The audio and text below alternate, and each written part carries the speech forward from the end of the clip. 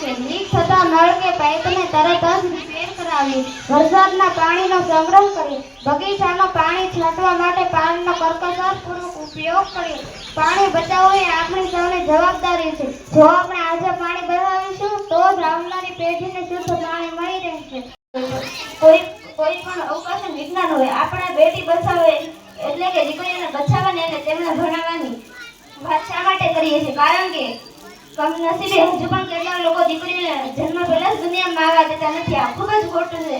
દીકરીઓ પણ આ દુનિયામાં જીવવાનો, ભણવાનો અને આગળ વધવાનો પૂરો અધિકાર ધરાવે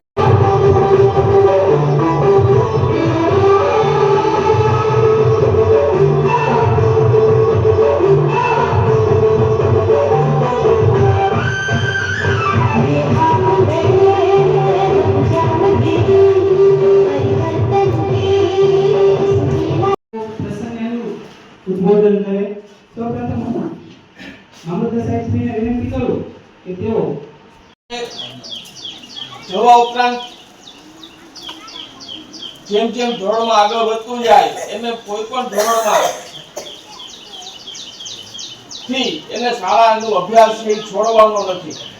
કદાચ તમારે બીજા ગામ જવાનું થાય તો અહીંથી દાખલો કાઢી અને આપણે જે તે ગામે જ્યાં આપણે સ્થાયી થઈએ ત્યાંની સ્કૂલમાં આપણે દાખલ થઈ અને બાળકનો અભ્યાસ છે એ 1 થી 8 ધોરણ સુધીનો મિનિમમ પૂરો કરાવવાનો છે।